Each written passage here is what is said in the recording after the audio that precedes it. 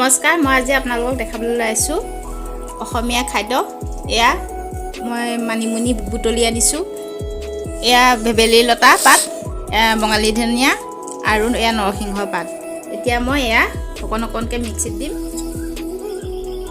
তাৰ লগতে মই এয়া লৈছোঁ জালুক, এয়া জলকীয়া, এয়া আদা আৰু এয়া নহৰু, পিঁয়াজ আৰু বিলাহী এটা লৈ লৈছোঁ। এতিয়া এয়া পিছা হৈ গ'ল। এয়া মছলাখিনি মই পিচি ল'লোঁ। এতিয়া এয়া আপোনালোকে চেপি ল'বও পাৰে, নল'লেও কথা নাই বাৰু, এইদৰে বনাব পাৰিব। মই এতিয়া মাছখিনি ভাজি ল'লোঁ এইদৰে, আৰু এতিয়া মই মছলাখিনি মই এতিয়া মছলাটো ভাজি লৈছোঁ এইদৰে। ইয়াত মই আদা নহৰু আদিহে দিছোঁ। ইয়াত দোকানৰ মই মছলা ব্যৱহাৰ কৰা নাই, যিহেতু এয়া পেটৰ কাৰণে ভাল, সেয়েহে মই আদা ৰচুনেই দিছোঁ। এতিয়া এয়া মই জোলখিনি কেৰাহীত ঢালি দিছোঁ।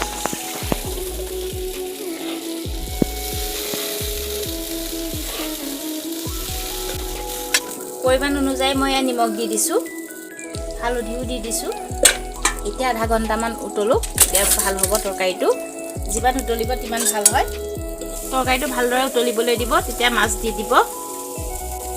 মাছ দিয়াৰ পিছত অলপ সময় উতলাই ল'ম। আমাৰ তৈয়াৰ কৰা হৈ গ'ল এইদৰে। এতিয়া খাম। আপোনালোকেও খাই চাব, কাৰণ এইটো বনৌষধি, সেয়েহে সকলোৱে খাই চাব, ঘৰতে পোৱা যায় যেতিয়া।